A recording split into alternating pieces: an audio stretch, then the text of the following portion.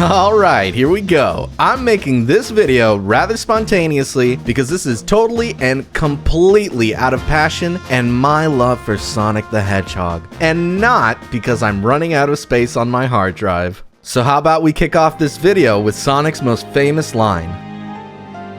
Arrivederci, chili dogs. Sonic Adventure 2. What can I say about it that hasn't already been said 1,000 times over? Nothing. Absolutely nothing. Do you realize how autistic the Sonic fandom is? I'm powerless against them. I don't have their kind of deep lore ancient knowledge, but what I do have is personal experience. And about 170 gigs I desperately need to delete. So let's kick off this video a second time with Sonic's second most famous line. Talk about low-budget flights, no food or movies. I'm out of here. I like running better.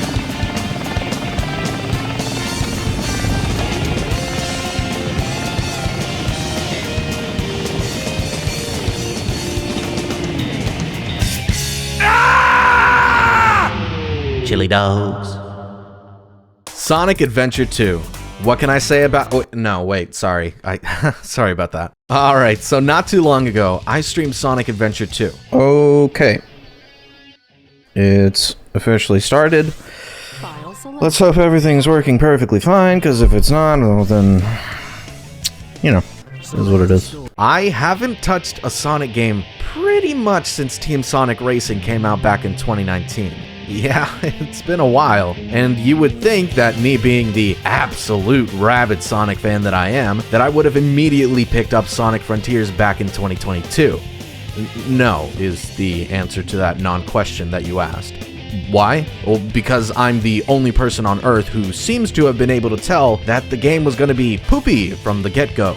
But you jokers, you gaslit me for years, making me think, oh, hey, maybe this is the one. Maybe this is the first good Sonic game that Sonic Team put out in literal centuries. Everybody seems to love it. Maybe I'm the one who's wrong. I ended up 100%ing. Wait. Sorry. That's a story for another time. This is supposed to be a Sonic Adventure 2 video. What spurred me to play Sonic Adventure 2 again in 2024 was a challenge. My challenge. A challenge against a friend. My friend. I challenged YouTuber Content Free Time to a race. My race. A race to complete Sonic Adventure 2 as fast as possible. The challenge was accepted, the date was set, and I was so close to just going into the race without having played the game in over 5 years. But I said nay! I lost my save ages ago because I had to wipe my computer because it was acting straight funky. And as it turns out, Sonic Adventure 2 does not have cloud saves, so it would probably benefit me to be on equal footing with him by having a decent amount of lives and all the character upgrades. Yeah, that's what I said, word for word. Believe it! Like most Sonic autists, I grew up playing Sonic games, most particularly Sonic Adventure 2. And over 20 years later, it somehow still remains within my top 10 games of all time. What an absolute testament to how well this game holds up. Oh, I'm proud of you. I appreciate it. It's an ultra wide. Have you ever seen this game in ultra wide? I'm kind of shocked it sort of works. Yeah, the keyword here being sort of. You see, like most of Sonic's career, the fact that this game works in ultra wide at all is very likely a happy accident. See, normally you would only see about this much of the screen. But because 99% of the game is in-engine, that means everything off-screen is still running completely normally. As an example, let's take a look at Sonic and Shadow's first meeting. Which, by the way, this footage was brought to you by YouTuber Alvaro Universe, who was the first and only person I was able to find that actually bothered to state what HD version of the game his cutscenes came from and wasn't just emulated and up-resed. You've done me a real solid, my man. Anyways, this is the 360 version of Sonic Adventure 2 running at a 16:9 aspect ratio as opposed to the Dreamcast and GameCube's 4:3 aspect ratio, which would look something like this. If we go ahead and pause the cutscene right when Sonic and Shadow run by each other and slowly reveal the PC version in ultra wide, Yeah, that's pretty cool, right? That's the magic of ultra-wide, and that's the magic of in-engine cutscenes. Now, of course, there are pre-rendered CGI cutscenes, which you tend to find less and less in modern games due to the fact that the line between CGI and in-engine is extremely blurred in terms of graphical quality, thanks to the power of modern hardware. CGI cutscenes were used sparsely and primarily shown during intros, final cutscenes, or generally cutscenes of great importance as a treat to the players. This cutscene of the hero crew going to space is something that neither the Dreamcast or GameCube could ever dream of running natively. This scene is nothing more than a video file being played, but at the time, that was absolutely amazing to see. As a kid, this was the creme de la creme of gaming. Nowadays it looks like crap, and in the case of CGI cutscenes, there's really nothing you can do to improve it aside from, I don't know, I guess using AI nowadays? As for the black bars, this is a 4x3 video, so unlike in-engine cutscenes, there's actually nothing there. And the cutscenes that immediately follows allows me to touch on why I initially said ultra-wide sort of works. You see, in Sonic Team's infinite wisdom, for whatever reason, they applied actual black bars to the HD version of this cutscene. Why?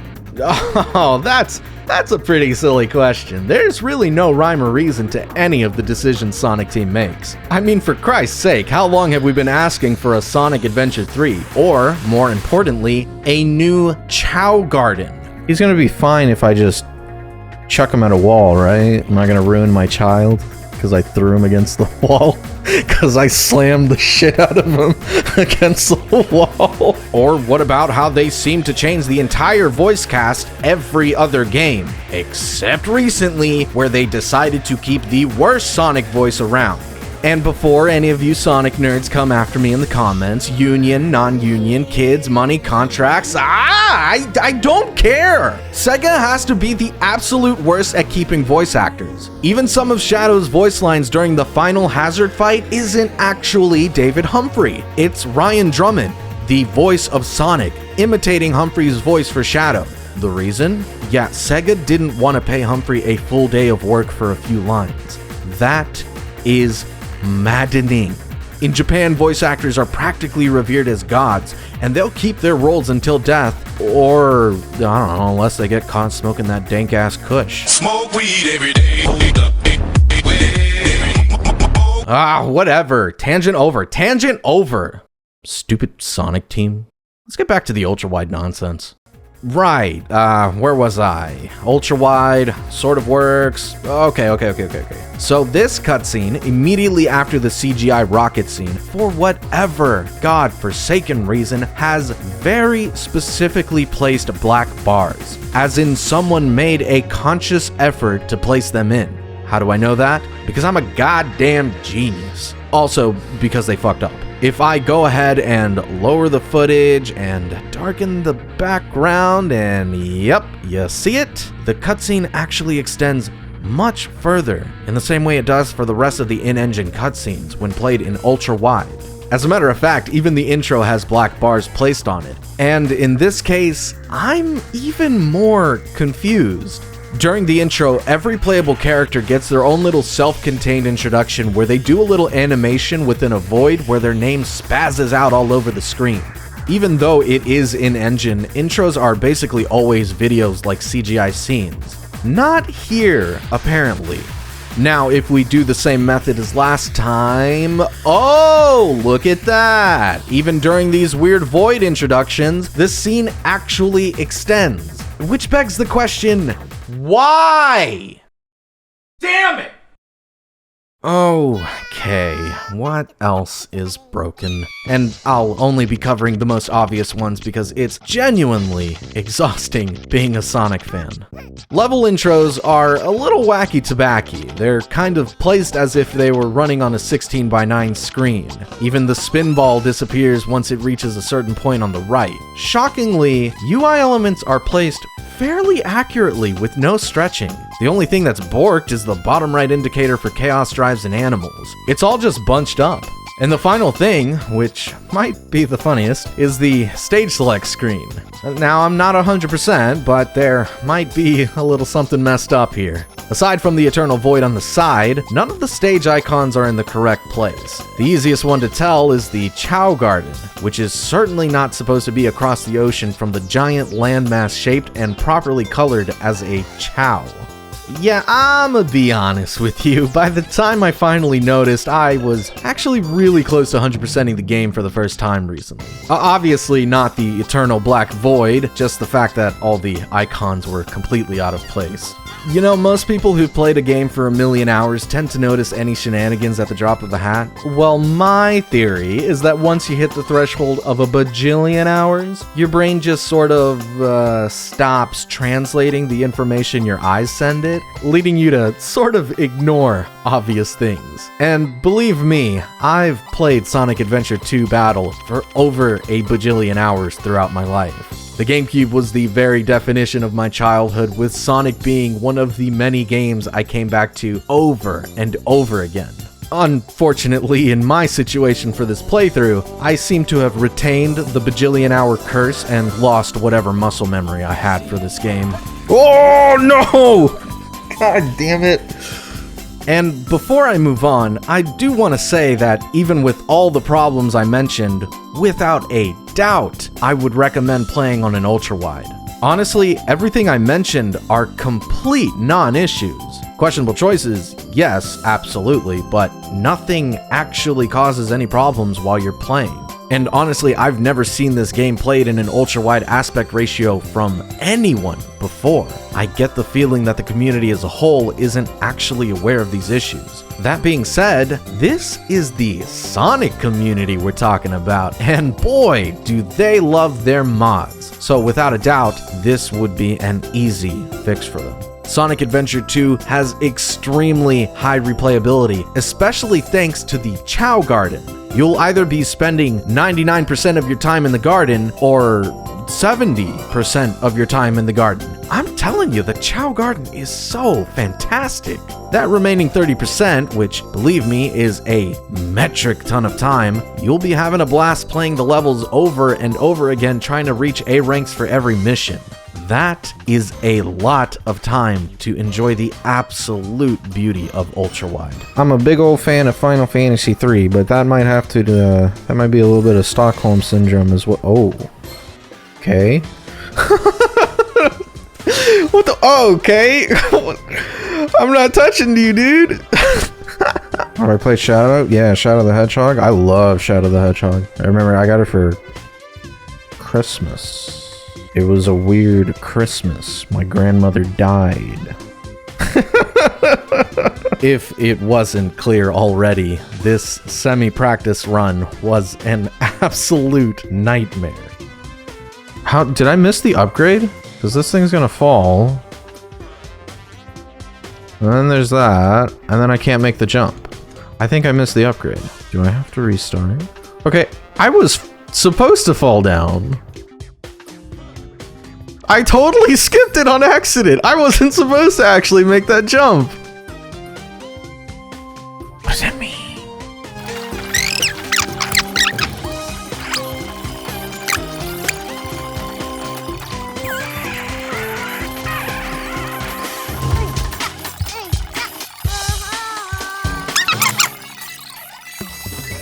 Stupid! That's what a coconut means? Oh my god!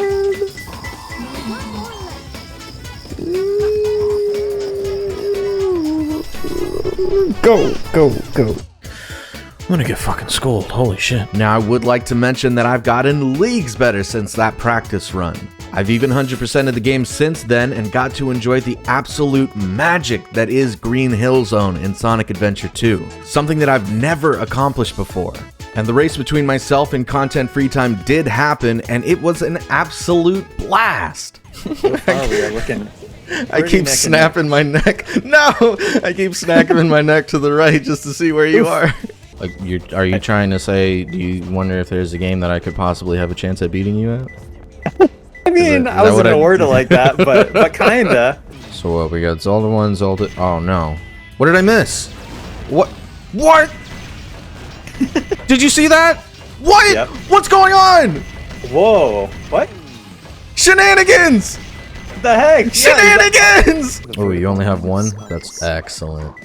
No, it's not. There we go. No! Okay, did you like Sonic Generations? No! Also, that's my answer. Whew, okay. Oh my god, dude. Okay, we're so close. So close. If you want to check out that VOD, feel free to click on the card on the top right or the video suggestion at the end of this video. Sonic Adventure 2 is 3D Sonic perfected.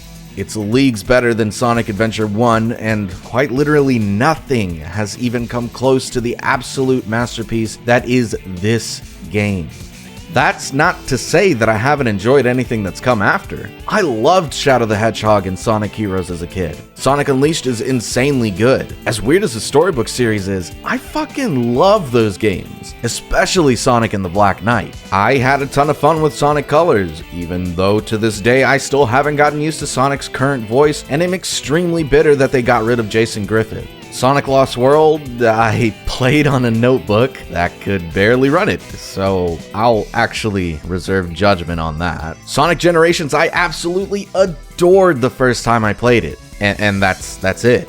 That's all I have to say about that, because you guys don't want to hear the scathing things I have to say about that game nowadays, or really any other beyond the first playthrough. Sonic Mania is easily the greatest 2D Sonic game of all time, and Sonic Forces, that game reminds me so much of Gurren Lagann that I fell in love with that game so quickly. And finally, Sonic Frontiers. Good God, I hated so much about that game, but I still had a decent enough time. I'm fucking weird. Sonic peaked so early, and I got to experience actual perfection as a child. Every release afterwards has been an objectively worse game than Adventure 2, yet I love this stupid blue rat so goddamn much that I just look past it. And honestly, I feel like part of the reason that I can look past these terrible games is that I simply and wholeheartedly love video games. I swear to you, I was seeing crimson blood red throughout my entire playthrough of the complete dumpster fire that is Sonic Frontiers. And yet, from the bottom of my heart, I still enjoyed playing it, and I value the experience I had during that first playthrough. But hey, that's just me. A guy who loves video games and loves Sonic the Hedgehog. If you enjoyed the video and you'd like to stick around, please consider subscribing and follow me on Twitch for more of my shenanigans. Most importantly, hit up the Discord. It's the most reliable way to get notifications on all my projects, uploads, and live streams. I hope to see you there. Thanks for watching. Alright, that's it for me. Such a good fucking game. God, I love this game so much. This was fun. Actually, no, I had a horrible time. Hold on, this wasn't fun at all. I had a bad time. It is a 10 out of 10 game though. I don't know what the fuck happened today. Jesus Christ.